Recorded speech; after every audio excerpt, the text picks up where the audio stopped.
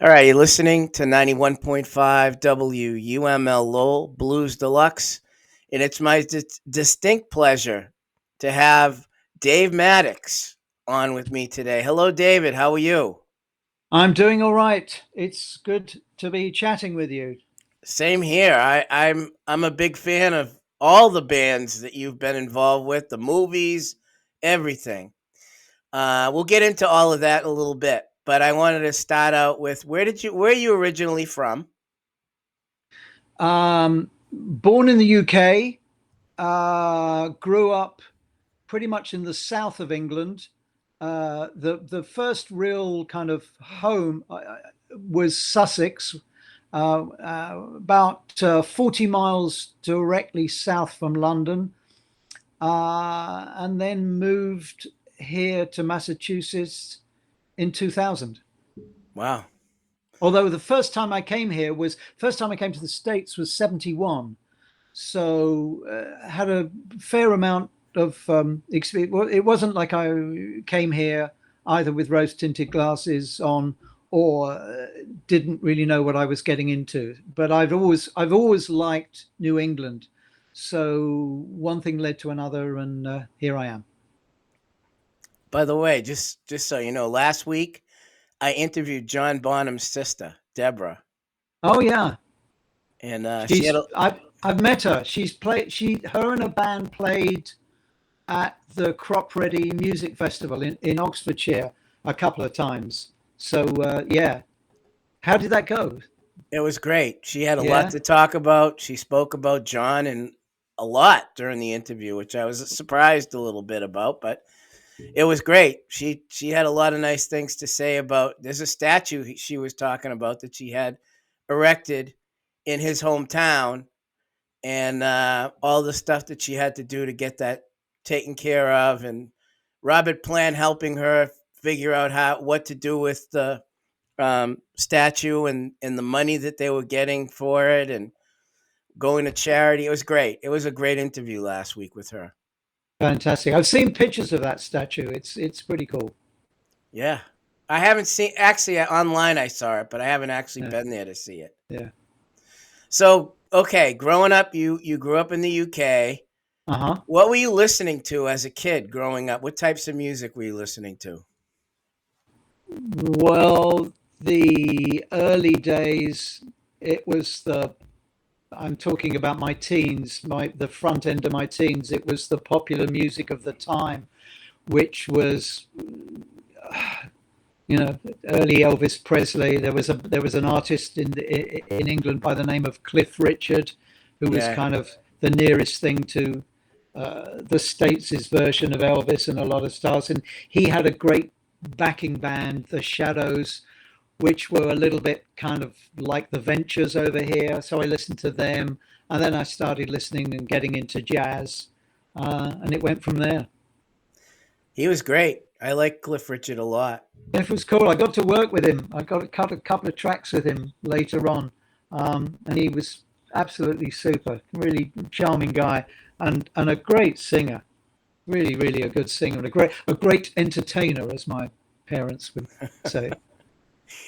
So, the first real professional band that you played with was Fairport Convention, correct? Or was it? Did you do something before that? No, I did something before that. The first professional job that I had was playing in a dance band, and the nearest thing, in terms of trying to describe it, it was kind of like a Lawrence Welk kind of band. Wow. And I played for strict tempo um, dance music, and then that was during the week, and then at the weekends, the Fridays and the Saturday nights, we'd play the popular music of the day. And I did that for about, I don't know, 3.5 years, and then I was fortunate enough to hear about the audition and get the job with Fairport.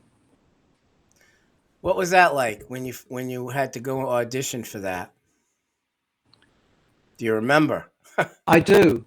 I do. I was the deer in the headlights, the fish out of water, because I had no. They were playing. They started.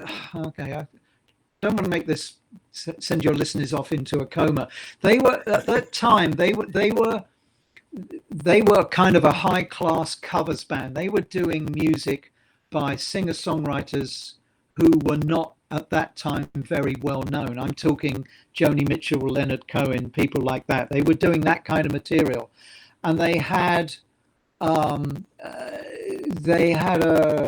cathartic moment when two things happened. One, the band was returning from a venue in Birmingham, the north of England, coming back to London, and there was an accident. The van they were in crashed, and two people were killed. And out of that, they discovered, and I use heavy use of the word inverted commas around the word discovered, English traditional folk music, and they married contemporary rock instruments, guitars, bass, drums, and a fiddle and a drum kit with English traditional music. And I came to it, my knowledge and understanding of traditional folk music, all I knew, you know, you could count it on the back of a hand. I knew absolutely nothing. My idea of folk music was kind of woolly sweaters and Peter, Paul and Mary. I knew absolutely nothing about it. So I came to that audition really, as I said, like the deer in the headlights. But there was something that I did right or well that convinced them to give me a chance, and I passed the audition. And again, without boring everyone rigid, it had, over the next 2 to 3 years, it had a profound effect on how I heard music, how I listened to music, and what I liked.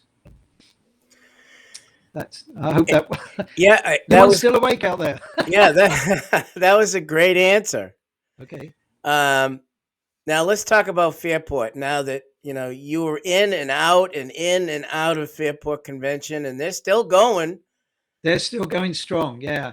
And you keep coming back every year. They want you back.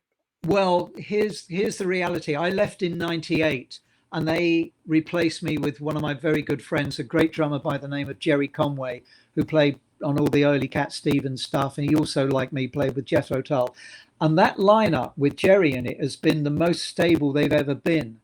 So they're still working. They've been together now since '98 with that lineup, and they're still going strong. What they do have, as well as touring, is a one-off once a year. It's not a one-off, it's a once a year very large music festival in Oxfordshire in England called Crop Ready. It lasts for 3 days. They get about 20,000 people. And me going back is as a guest. Yeah. I do some material. I mean, this year we're doing this August, we're doing the whole of an album called Full House, which was an album made with Richard Thompson. We're doing that. And then I'll also do a little bit of double drumming with Jerry, which is great fun as a drummer when you get somebody who is, shall we say, very much on the same wavelength as myself. I mean, Jerry is a fantastic drummer, so I'm very, very honored to be up there on stage with him. But so I get sporadically invited back as a guest. So I'm not in the band. I'm a guest of the band just for that festival that happens in Oxfordshire. Still the same. It's great. But it's great to play with my friends. Let's surmise it that way. That your connection to them hasn't ended; it keeps going, basically. No. I mean, it's funny. Like Richard Thompson left the band in, I think it was 72 or 73, and in 9 out of times when you see Richard's name mentioned in any kind of publicity, it's nearly always ex-Fairport Convention. So as he's fond of saying, you can leave, but you can never escape. Right. There you go. You can never escape. You can never escape. Yeah. So, but I mean, it's there's been a lot of lineup. There was certainly lineup changes when I was in and out the band, but I'm just very honored and pleased and happy that I'm still chummed with all of those people, the people that are in the band now, the people that aren't in the band. I mean, like Richard and myself are not in the band, but we're still friends. We're still tight. And you've toured with him, I read. A lot. Played Oh, on a lot of his records and did a lot of touring with him. Yeah. yeah. I'm a big fan of his too. And Shoot Out the Lights, you were on that record. You were on a bunch of his records. Guilty. Guilty as charged. Guilty as charged. So when you left the first time you left Fairport, were you doing session work after that? What were you doing? I left because I loved everybody in the band, but I was so stressed out by, I know this is a common cry amongst musicians. I was so stressed out by bad management. I felt we were going absolutely nowhere. Felt like we were banging our heads against a wall. I was getting very stressed. And at the same time, I was starting to do more and more studio work. And I'd roll up at the studio. I'd play with great musicians. I'd have a great time. I was earning good money. And I thought, I just can't deal with this anymore. So I had something like 12 years, 13 years off for good behavior. And then Dave Pegg reconvened the bass player. Dave Pegg is the bass player in Fairport, who also played with Jethro Tull. It gets very confusing here. He reformed the band in the mid 80s, and I stayed with that band, with them, the reformed band from the mid 80s through till, as I say, the back end of the 90s. And you're in Jethro Tull too. For how long? I did a year with Jethro Tull. And Let me see. a little light music, right? Yeah, a little light music. Yeah, European tour and a US tour, and I did a year with them. Yeah, And I that saw was you. great fun. I Oh, saw you did? you. You saw that lineup? I saw that lineup, the little light music lineup. I think you played the Orpheum that Yeah, time. we did 2 nights. Yeah. Yeah, Yeah, I saw you there. Oh, that's fantastic. I had such a great time on that tour. I really did.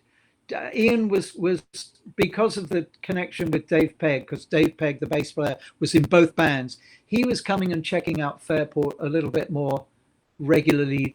It became a little bit more than a passing interest because one of his members was also in the band.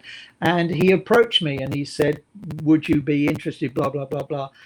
And I was a little taken aback because I said, I recall pretty clearly saying to him, look, I'm flattered you asked, but I can't do all that stuff that Clive and Barrymore, Barlow. I can't play 2 bass drums and whiz around the kit at 1,000 miles an hour. I can't do all that stuff. And it's not, and he went, no, that's okay. Do your thing. Do your thing inside Jethro Tull. And I did. And It was great. Managed to get away with it for a year. That's good.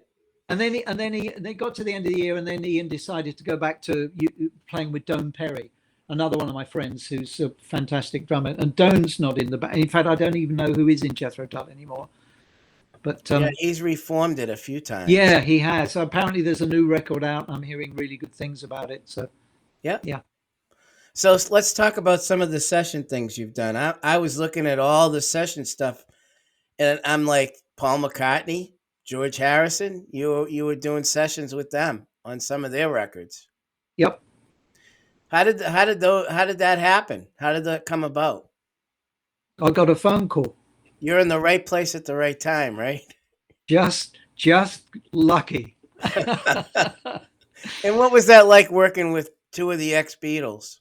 Oh, it was fantastic. The first time I worked with Paul, like everybody else, you're a gibbering lunatic because you're aware that you're working with Paul. But I subsequently went on to play on 5 of his albums, like the odd track here and there, some albums more tracks than others. And every time, well, even after the first meeting, he is one of the nicest people you could possibly hope to meet. My wife and I spent Boxing Day one year at the house in Sussex. I mean, he's just an absolute sweetheart, and he's very, very good, and he's had a lot of practice, and making people feel easy in his presence because everyone is taken aback. But he's a genuinely great person. I'm just so proud that I worked with him. We went to see him on Tuesday night, and I can't believe it. I mean, he's a few weeks short of 80. And it's unbelievable. It was such a great show. The band is great. I'm very tight with Wicks, his keyboard player.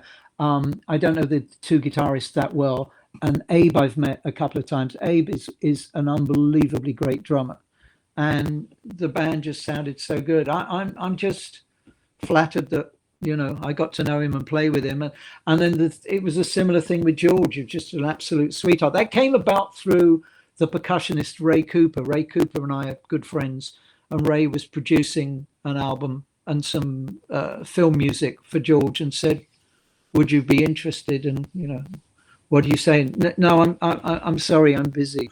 You know. Fortunately, I wasn't, and yeah, that was great. I mean, most of the things that most musicians in my peer group come to, it's a phone call or someone says, "Yeah, he's okay or she's okay. These are good people to get on with. They're not, they're what's the drummer who plays alongside Greg Bissonette, who's an acquaintance of mine. Greg plays second drums with Ringo, and there was a great anecdote I heard. He was doing some kind of drum clinic thing, and somebody asked him words to the effect, "What's the most important thing for getting on and making it in the biz?" And he apparently stood up and said, "Don't be an arsehole." And that's it. People just want to be around. We all want to just be around, people that, especially if you're making music, that are kind of okay to be around. Well, and I think go ahead. Hopefully I've got some of that. I noticed that Paul used Steve Gadd on those records that you were on too. You were on some tracks. Yeah, there's Tug of War and Pipes of Peace. Steve's on some, I'm on some, Ringo's on some. Yeah. Not a bad lineup of 3 drummers for that, I'll tell you. You can't beat that. I have to pinch myself when I remember things like that I was fortunate enough to be on a record with those 2 people. Yeah. You work with Cat Stevens as well on one of his records. That came about through 2 things. The chap who produced him, Paul Samuel Smith, I'd worked quite a bit for. He used to play bass in the Yardbirds and went on to become a very well-known producer. And he called me and said, "We're going to cut some tracks in Canada, blah blah blah." And at the time I was also working a lot with a fantastic bass player called Bruce Lynch, who was Cat Stevens' bass player. So I think I got a thumbs up from 2 quarters. I got from the bass player and also from the producer, and got to play on some of that album. Is it called One World or something like that? And I think I'm on there with Steve Jordan, I think. Yep. Yeah. And then I see Peter Green. You played with Peter Green. What was Peter Green like? 2 albums with Peter. Peter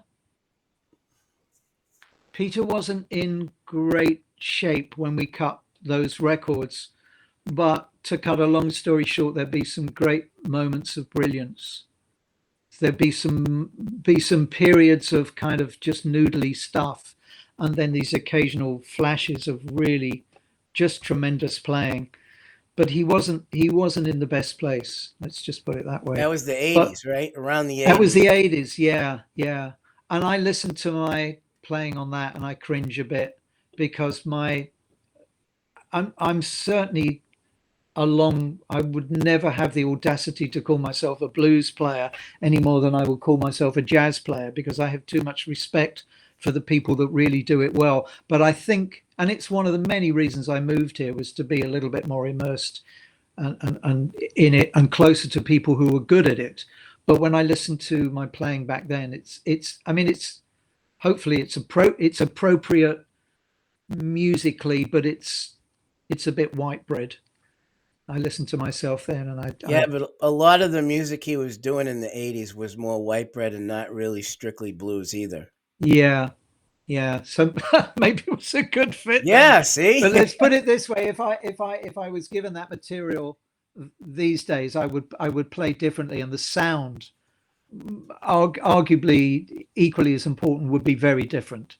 I've learned a lot over the last 20, 25 years being here and getting a chance to working with people. Some of the people, for example, that you and I discussed briefly before you started recording, We're people gonna like we're gonna Brian talk about Templeton them. and Yeah, Jesse Williams and yeah, we're gonna blah blah. talk about them a little Okay, later in this. okay. I was going through all the people that or the sessions you've done, and one was XTC. I wanted to see how that came about because that's kind of odd. Yeah, I'm particularly proud of that. Um, uh, the One of the chaps in the band, Dave Gregory, has a drum playing brother, Ian Gregory, who's played on the offshoot XTC albums, Dukes of Stratosphere, I think they're called. Yeah, And anyway, Ian, Dave Gregory's brother, is a very good drummer himself, and he's a bit of a Fairport fan. And in around that time, '90s, he came to a Fairport show, and when we would do the tours around the UK around that time, we'd come up with a tour program, and it was an element of, oh God, what are we going to write about this year? And one particular year, it was like, who haven't you played with that you would like to? So in my list, I included XTC, and the next, and Ian Gregory gets the program and gives it to his brother Dave. They've just finished making, or I think it had already come out. Um, uh, is it Oranges and Apples, Apples and Oranges? I can't remember the yeah. one. Anyway, that album, and he gives it to them, and they're looking for a drummer, and I play in Swindon. This is a good anecdote, which I have told a couple of times, but it's an anecdote based in truth. I get this. We play in Swindon, where the band is based, and I go to sound check, and there's a message on my drum throne, and it says, "Call Andy Partridge, blah blah number, blah blah blah." This is pre-cell phone, so I go to the phone in the venue, and I'm stuffing coins in, right, and I get this voice on the other end, and I go, "Hello?" I said, it goes, "This is Andy Partridge." And I go, "Is that the Andy Partridge?" And he goes, "Is that the Dave Mattacks?" And one thing led to another, and I ended up on None uh, Such. yeah, which is a great record. I think, you know, this is not false modesty. Any good, competent drummer, you can't screw up songs that are that great. Yeah. You cannot, those all their songs, all their material, it is so great. You'd have to be a real klutz to muck those songs up. And if you did start to muck them up, you get the sack. So, I'm very proud of my association, and I had a great time making the record. There was a little bit of fallout, unfortunately, between Gus Dudgeon, who was a very, very good friend of mine, who produced the record. They fell out at the end. That's another long story. But I am proud of my association with that, as much because of there's just a bunch of, it's like Richard Thompson. When the material is that strong, you kind of don't have to do much. Yep. You just, respond to the music and play some time and keep out the way of the singer. Well, I'm looking at all the different types of genres of music you've been involved with. I mean, progressive rock and roll music, band like Camel. I was like, wow, he played with Camel. I didn't know Yeah. that. Yeah. Andrew Latimer, what a great guitar player. Yeah. He can play. Yeah. And Yeah. I'm looking at, some folk artists, Brooks Williams. I mean, there's a whole bunch of people you've worked with. And one that I saw from the 80s who was a hit maker, well, one hit actually over here was Chris de Burgh. He's a Irishman, Yeah. right? Yeah, I think so. Yeah, I honestly can't remember. I played on a couple of tracks of his album. I don't remember too much about it. Unfortunately, I didn't play on Lady in Red. Is Red. it? I think that Yeah. was the big hit. Yeah, Yeah. yeah. I didn't play on that one, but I've done a few of the people like that where I've been kind of one song away from the hit. What's the two chaps from Scotland? Uh, what's that? I could walk 500 miles. Oh, the Oh, the Proclaimers. Proclaimers. Yeah, I Yes. was on that album, but I didn't play on that track. Yeah. So So you played on albums, but weren't on the tracks that made it. sometimes, Yeah.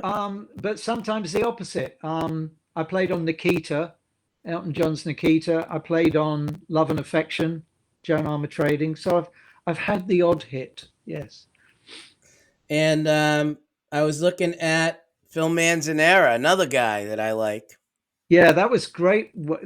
He was another guy. Him and Bill Nelson um, were among a small handful of people that started to um, open my ears up to different ways of recording and different approaches on the drums. Bill Nelson's Red Noise. Bill is a great artist, great guitar player, songwriter. Was in a band. I don't know whether they made much of a dent over here. Bebop Deluxe. Oh yeah. Yeah, I did this album called Red Noise with Bill. That was a lot of fun. Yeah, and Phil Manzanera again. You know, made me think about the drums and the sound in a different way. Yeah, and he's a guitarist, and he made you think that way. That's good. Yeah, the music. Yep. It's the music that affects what we do and how we approach things. Yeah. And you've worked with some of the local people here, like Susan Tedeschi. Yeah, I played on.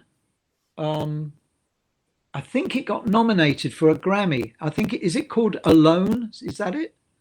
A Wait track for called me. Oh yeah, Alone off Wait for Me. The album Off is Wait for called. Me. Yeah, Yeah. I just did that one track, and I did another one, and she for some reason didn't use the other track, but I got to play on Alone on that. Yeah, that was great. I haven't seen her since. I keep asking Jessie Williams, my bass playing friend who knows her very well, to introduce me next time she comes through, but I always seem to miss out. But very happy to have played with her on that, and that was a great experience. Cut, phone call and go in and do it, and Yeah. great, thanks very much, see you. And then 6 months later, wow. And you work with Jimmy Page, I saw. Yeah, well, I knew Jimmy from a combination of two things. Zeppelin were big Fairport fans, and unsurprisingly, Fairport were Zepp fans, or some of us maybe more than others. And I would bump into him on sessions once in a while, not that much because he kind of started getting out of sessions to do Zeppelin just as I was kind of getting in. So I bumped into him now and again, but then we'd hook up through the band because, as I say, they really like Fairport.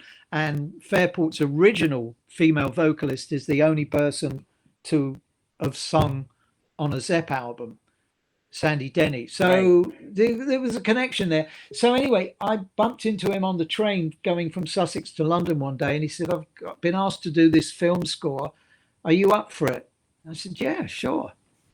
So again, one thing led to another, and That was I'm Death on. I'm Wish, on right? Death Wish 2. Yeah, Yeah. yeah, yeah. So we were talking about John Bonham's sister. Mm. Were you able to connect with him when he was alive? Oh yeah, dinner, What was the that? whole What nine was yards. that like? Talking Oh about yeah, drumming with him. I bet it was yeah. It was cool. great. He liked Fairport, and Dave Pegg. Dave Pegg was in a band. Was in Band of Joy in Birmingham with Planty and Bonzo before Dave Pegg joined Fairport. So that's where that kind of Came in. furthered the connection, and the fact that Zeppelin were Fairport fans and blah blah blah. So that furthered it. And one early on in my tenure with Fairport, when Dave Pegg was in the band, he called me up and said, "John's invited us to dinner. You fancy going up?" And I went to.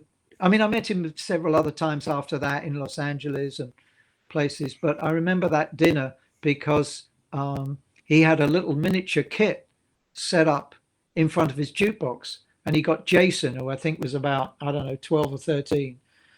He got him to sit down behind the drum kit and play along to a Fairport track that he put on the jukebox. Again, this is another anecdote that I have told, but it's true, and it is. I'm very proud that I was there and can retell it. I asked John about a certain lick on a Zeppelin record. A thing that I said, what is it you're doing when it blah, blah, blah. And he sat down, he said, oh, it's this. And he sat down behind this little toy drum kit and explained it to me. But what was great was the sound that came out of the toy drum kit was basically a slightly quieter version of what you hear on the records. And that was another kind of big tick in my learning curve, realizing that it's not the Indian, it's the arrow. Yeah, he was a very creative drummer, from what I Very can. creative, had his own sound, had his own touch. And He had his own he thing. brought a lot of jazz fills to rock music that He other people did. weren't doing. Yeah, him and Mitch really, and Ginger to a slightly lesser extent, but I would say, without sounding like I'm splitting hairs, a sensibility, a jazz sensibility. In other words, everything wasn't straight up and down. Those three guys in particular definitely moved the goalpost in terms of, certainly around that time. I mean, these days it's commonplace, but around that time, I think it was a little different. I was watching a video of Led Zeppelin a long time ago, playing immigrant song, and one of the commentaries under it said that watch John Bonham follow the guitar player, and that Mm. I was like, I had never realized you could do that. A Yeah, drummer could do that, and yeah, he was doing it. He was following the lead guitar player, Jimmy mm, Page, and he was playing with him yeah. and It's keeping the beat at the same time. Yeah, it's in certain bands and with certain situations. I think Mooney to some extent did it The Who, with yeah. Townsend. Oh, I yeah. think Charlie certainly, although you wouldn't say it was jazzy, although Charlie certainly knew his jazz and loved it. A similar thing with Charlie and Keith. And this is not me chasing after this is not me chasing after that level of proficiency, but it was something that I certainly was conscious of and tried to do with Richard when I would tour with Richard, because once you have a reasonable sense of time, which I'd like to think that I have, then in certain places inside the music, the interplay does come off the singer and the guitarist. I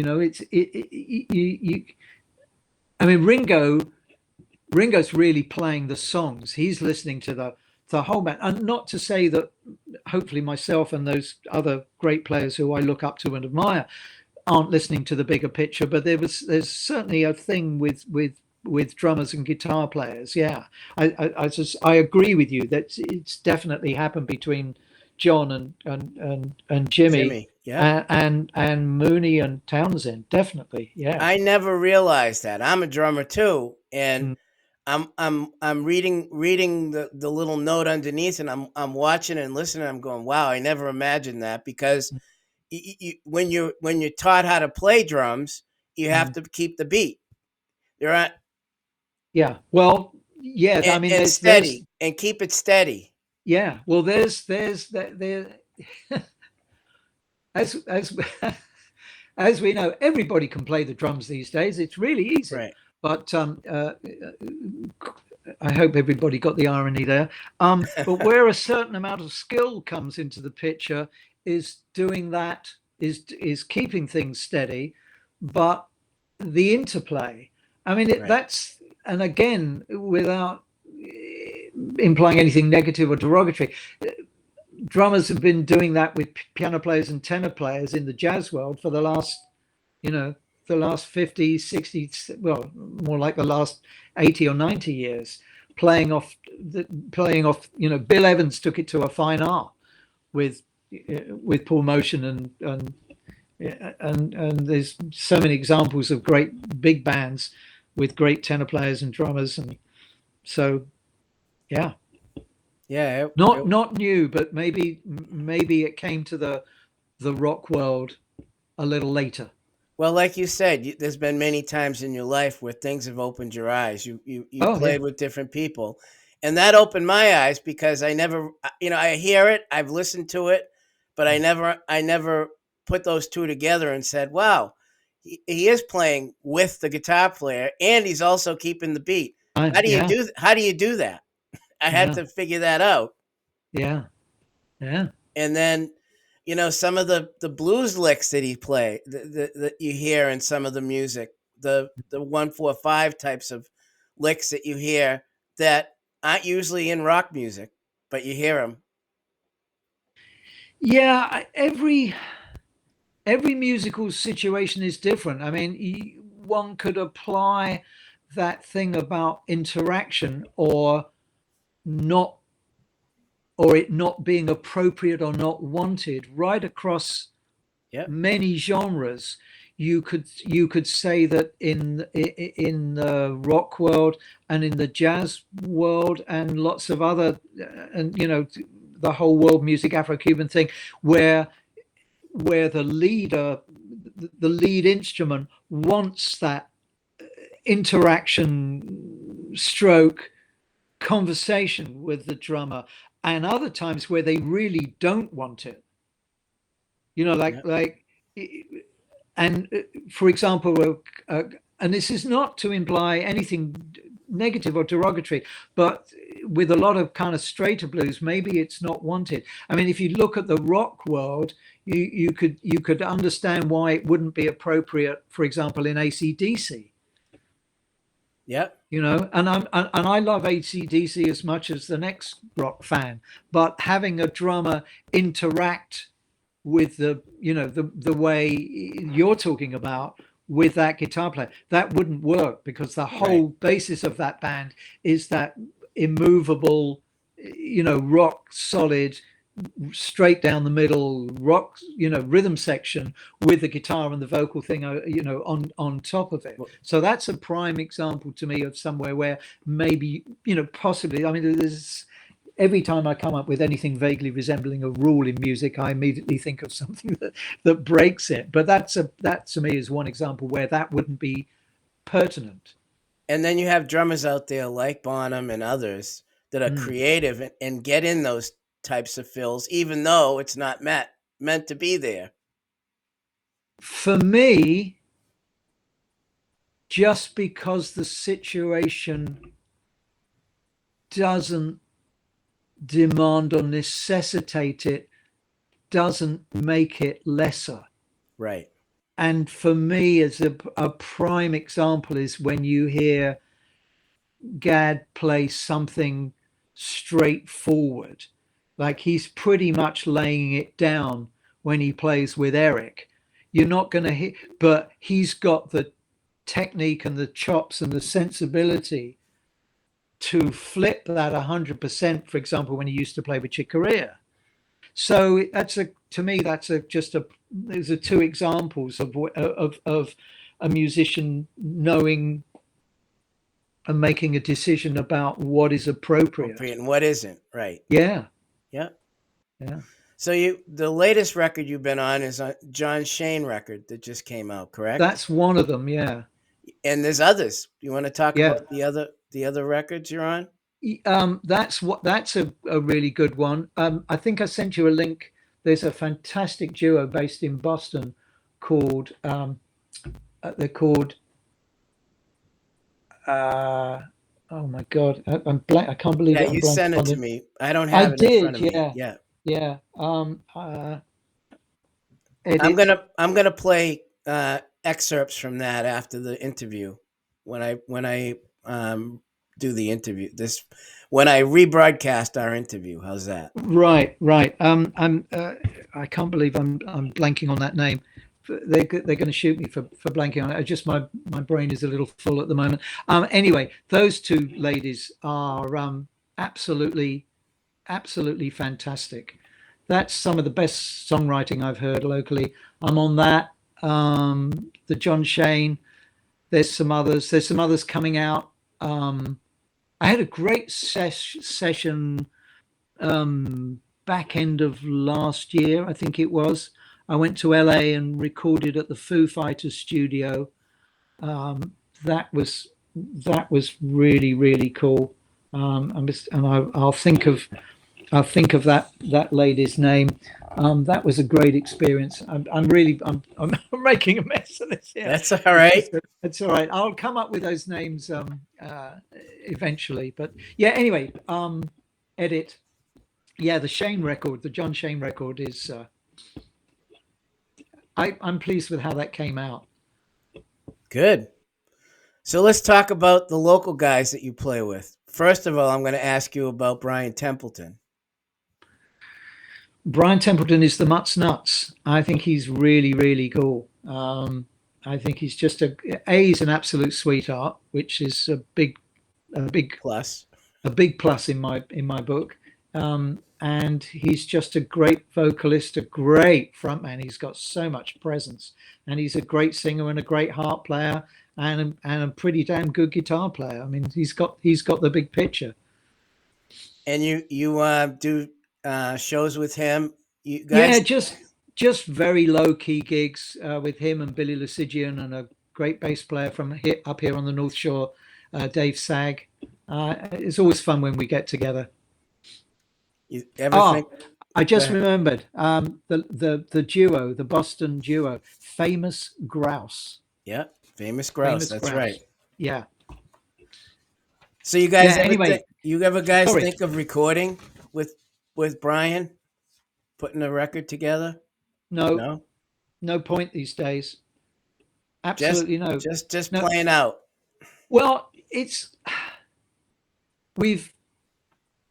I don't want to get into the reasons and pointing fingers, but we're now in a world where, I mean, I'm very flattered that I still get to go into a recording studio and make and record music with good people. But we are in an era where, consciously or subconsciously, the general public expects it for free. So Yeah. to go in, I'm not going to go into, with all due respect, I mean, these days when you talk to people about recording, especially the youngsters, everybody with a microphone and a laptop is a recording engineer these days. And I'm not going to go in with three people that I admire musically and make a duff sounding record because it's cheap. Obviously, there are very expensive recording studios, there are mid-price studios, and there are cheap studios. I know some very, very good ones that are very reasonable price. But even then, to go in and to do a record properly, you're looking at a reasonable amount of money. Yeah. And then you've got to print it and put it out. Or even if you don't go down that path, even you just say, all right, we're just going to download, 99 cents for a download. Who is it that said for 99 cents you can buy an app for your phone that makes farting sounds? So basically recorded music, in my humble opinion, has become very, very devalued. So I am flattered that people want to use me to make a record, but I'm very reluctant to get involved with three friends and for everybody to put, I don't know, anything from, well, to do it properly, like a minimum of 2, 3, 4, 5 grand down, even at its most basic, and then have 13 people contribute 99 cents each. Yeah, it's just not. It's not worth it. It's not worth it. No, it really is not worth it. And that's why, because most of the records that I'm involved with, I'm fortunate enough to be involved with these days, they're either people who, for one reason or another, do have a budget, and God bless them, or they're established artists who need to keep things ticking over and can make and are coming up with good new music and are making records. But to the average gigging musician, I go between worlds. I go between doing dates with friends locally for, just for fun, to going into high-end studios and making really, really good records. to playing on occasion, maybe not so much these days, but doing like big gigs and like a proper tour. So I've got a foot, but I say that like I'm not trying to make out I'm anything special. I know many other musicians who do the same thing, because the worst thing you can do is have some, should we say, success as a player, and then you get on your high horse and say, "Oh no, I wouldn't be at all interested in doing your little fun gig round the corner for X dollars or something," and then you wonder why the phone doesn't ring. I've told a story often of one of my very good friends who got the gig with the Floyd many, many years ago. And he went off and did a year and a half with the Floyd.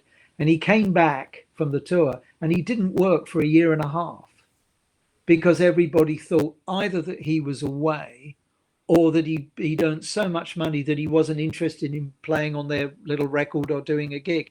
And that's the drawback. that's the double-edged side of getting to work with people that are well known. I mean, one of the cool things that I went through over here was, in some respect, I mean, some people went, "Oh, you've played with blah blah blah blah, oh yeah, very nice," but a lot of people were like, "What did you say your name was again? How do you spell that?" So I almost had to kind of pay my dues and reinvent myself among certain people, and I had no problem whatsoever doing that. I was quite happy to go. Somebody said, "Well, I don't have much money, would you come and play?" Yeah, sure, if the music's good. If I don't think I'm a good fit, then I'm going to tell you.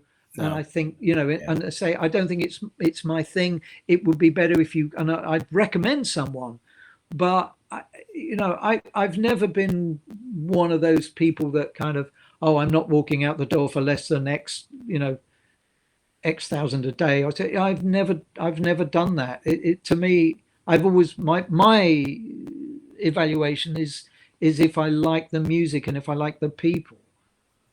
Sometimes I like the people and the music isn't my cup of tea, And these days, at this point in my life, if I like the music and the people aren't really, I'm not going to do it. So I that's the only area where I've got slightly more fussy in my old age. I have to have it has to be enjoyable and I have to like the music, So the next person that yeah. I see Sorry, that you're that with, was way too long an answer. that's all right. That's good. Dennis Brennan. You play with Dennis Brennan too. Well, me and several other hundred drummers apparently. I mean, he's got a running coterie of great players, but like I think all of the drummers that he plays with, I know we all agree he is just great. Again, he's a great bloke. I I love his original material.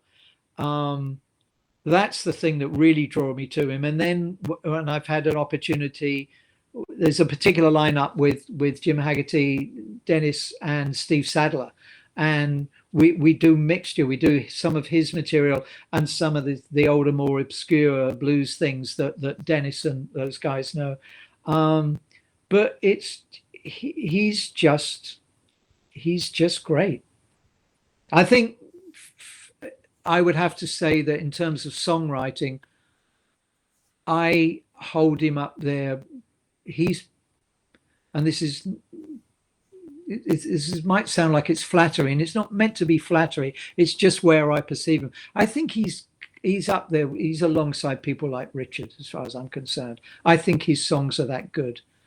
The other person I feel the same way about in terms of songwriting is Mike Barry, who's become a very good friend, and we work together a lot. Those two, I'm not, and that's not dissing other songwriters, and that's just my opinion. You talk to another good musician, and they're going to say, "Oh no, I think blah blah blah song." But from where I sit, I think Dennis is really up there alongside Mike Barry and a handful of others. So if you had to pick five of the sessions you've done that are your favorites, can you think of those five that you might think of? Were your favorite sessions you've done over your career? Tough According question, to huh? It is. According to my wife, who looked into this a couple of years ago when I had a big birthday, I'm on about 3,500 tracks. So it's kind of difficult. Memorable. Let me change that. Memorable. Well, memorable. I think going to Montserrat and recording with Paul when we did the Pipes of Peace and Tug of War tracks, that just because of that environment, and I at that point I knew George Martin fairly well because we'd done a few albums together. So and George, God bless him, he said, Dave, you don't want to stay with all the rest of those hooligans. Why don't you come and stay with Judy and myself in our house? So I got a week in Montserrat, staying with George and Judy Martin, and recording with Paul McCartney. So if you want to go memorable, that's Yeah. that's kind of up there. Um, that and musically it was great. I really liked the last album I did with Richard, Mock Tudor. That was done out at Capitol in LA, and I really enjoyed doing that. I love the songs on that record. That's really good. Um, uh, some of the Sandy Denny albums that I got to play on. Um, What was she like, Sandy Denny? she is probably one of the most underrated songwriters I've been fortunate enough to work with. Um, this sounds like a carefully chosen epithet, and it probably is. She was mercurial. Mercurial. Yep. She she always sang and played great, but later on, the post Fairport period, she got mercurial. It was sometimes difficult. Let's just say that. I mean, moments of. I mean, there's stuff that I've done with her. Certain tracks, a track that Glyn produced on the one Fairport album that Glyn produced. There's a track called "One More Chance," and it's that's up there. That's one of my favorites. Um, After knowing Elton for such a long time, getting to record with him and do Nikita, um, the my friendship with the producer John Jennings is special to me.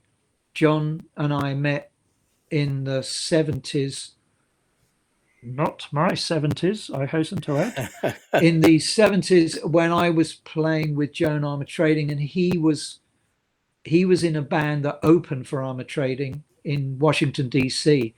And fast forward X years, he recommended me to the Mary Chapin Carpenter gig, and that's how I got that gig, which is how I got to meet Duke Levine. Blah blah blah blah blah, Yeah. and that helped solidify the desire to come to Boston. So and John Jennings was a terrific songwriter and a wonderful, wonderful musician. And he passed a few years ago, and I was with him when he passed. I miss him and Gus Dudgeon. I miss probably more than There was one person I didn't ask you about yeah, that I'm a big fan, or was a big fan, because yeah, he's no longer with us, Gary Brooker. yeah. Oh my goodness, Gary. Gary led the band that played at my 50th. Um, Wow. I saw him a few years ago. Yeah, in a little village hall in the middle of nowhere in Sussex. He was the lead vocalist. I Yeah, when did I meet Gary? I met Gary. He asked me to play on an album by a friend of his called Mickey Jupp. Great, that's a great record. I'm on I'm on one side of the record, and Rockpile are on the other side. I met him, and then he asked me to play on his first solo album outside of Procol Harum. Um, and I just thought the world of him. And my wife and I got to know him and Frankie, his other half, as me and a third of the world were absolutely brokenhearted when he passed. We saw him when they came through. They played 2 or 3 nights at City Winery in Boston a few years ago, and we got to see them. And that was the last time I saw him 2 or 3 years ago. It was Yeah. wonderful. I Last miss him. time I saw him, he was here in Boston playing with Procol Harum, Yeah. opening for Yes at the. Oh, I forget where that. It's at the waterfront. yeah, yeah, Yeah, yeah. he was here, and I mean That I've voice, seen him. that voice, that Yeah, voice, that voice, and those songs. Again, see, Gary just happened to be an absolutely fantastic. But I'm looking, by the way, as I'm talking to you, I'm looking at a picture on my wall, and I can see it's me, Gary, the bass player Bruce Lynch, who I told you about earlier, that I was working with a lot around that time, and the guitarist Tim Rennick, who played in the Floyd and played with Eric Clapton. And it's the yeah. four of us when we were rehearsing for Gary's record. I'm looking at that picture right now. I he he was absolute one of the nicest guys you could possibly meet. But when you add in that voice and that songwriting, I I remember. Here's another good anecdote for you and for people who are interested in that kind of music. I asked him about Salty Dog, the song Salty Dog, Yep. and I said, I mean, all the Procol fans all love Salty Dog, but I said, I love that string arrangement. The string arrangement is spectacular, especially the pizzicato section in the middle. And he said, "Oh, I did that." And I said, "I didn't realize you knew about arranging, like legit, what we would call legit arranging." And he said, "Oh, I didn't. I went out and bought a book so I could do the arrangement for that song." Wow. He went out and bought a book on arranging and then wrote the string arrangement to Salty Dog. I, I, yeah, I mean, Blow I'm you just, away. oh man, that's what I call being a musician. And then you marry that with that voice, the keyboard playing, and the songwriting. Well, you talk about There's the songwriters. oh No one realizes how great of a songwriter he was.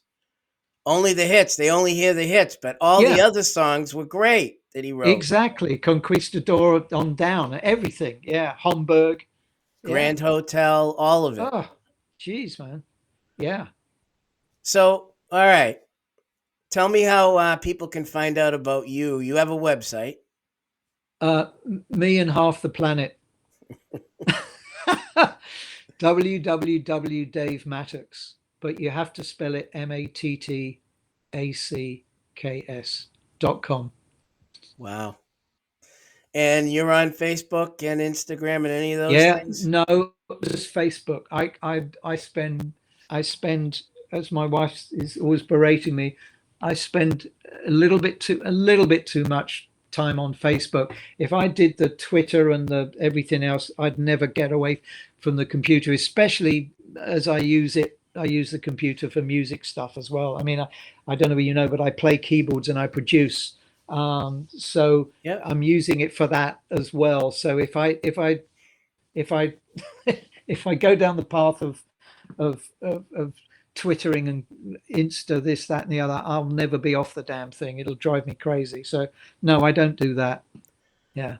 Do you have any big sessions coming up down the road that you know of? Anything, you know? Not in terms of kind of Abbey Road famous names. No, I don't. But I'm typically working in New England studios a fair amount. Yeah. I should really do a shout out to a wonderful lady who I've been fortunate enough to do 2 records with. And she's let me produce them, and I'm very, very happy with the way they've come out. They're very folky, but that's not said with any derogatory implications. That's just saying the style of music. But they've got rhythm sections on them, and they're really great. And that's Deborah Cohen. We have a great relationship.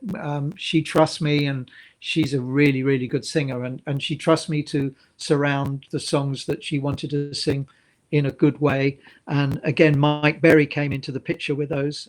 We recorded them at his very modest but incredibly good studio in Medford, and great results. So I So you're need to do it. doing more producing and arranging of No, no, no, no, I wouldn't say more. some. Some, yeah, I do some. Playing is the main thing, and then some keyboard playing and some producing and some arranging. Yeah, but mainly playing is the great thing, and a little bit of teaching and the odd master class here and there. I mean, I'm doing a drum clinic, which for the uninitiated is not a place for sick drummers. It's a kind of a it's a kind of an educational thing. I'm doing one of those coming up soon up at Portsmouth. Gigging around, doing studio work, working musician. That's great. Someone said to me, "Oh, you're blah blah blah. You're an artist." And no, I'm not an artist. Picasso was an You're a artist. working musician. I'm a working musician. That's how I describe myself. Yeah, yeah. And you're able to do it and survive. A lot of working musicians have a tough time doing it.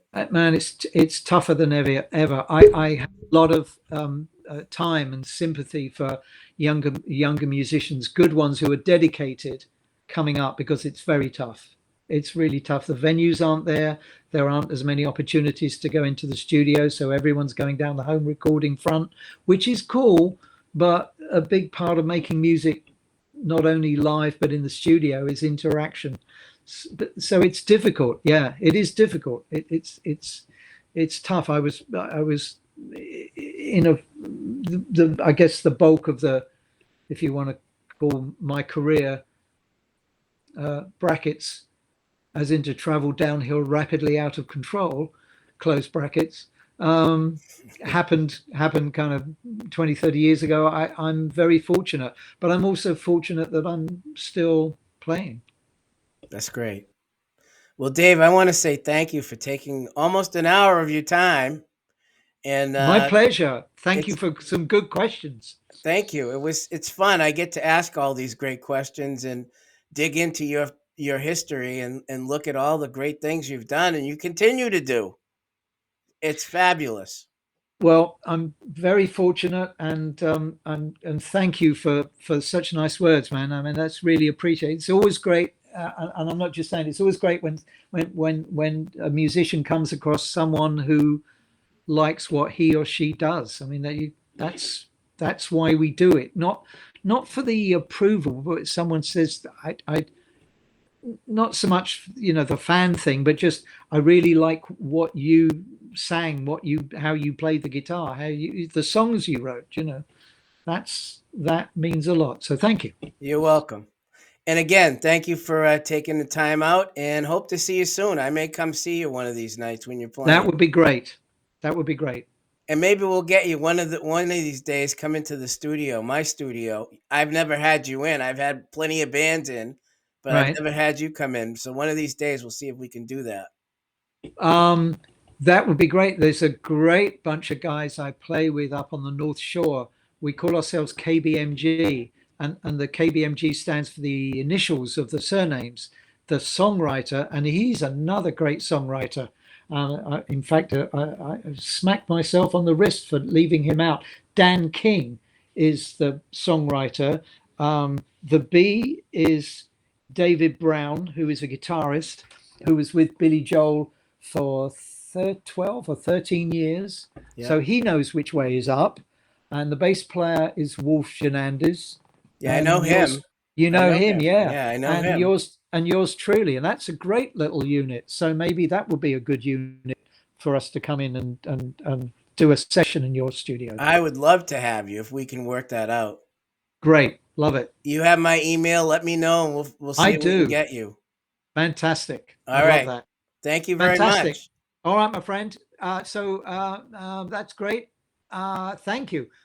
Have a wonderful day. Thank you. Okay, now do I just Yep, you can just disconnect. press the leave button? There you All go. right. Fantastic. All right. Thanks so much. You're welcome. All right. Take care, my All right. friend. See Okay. ya. Bye for now. Bye bye.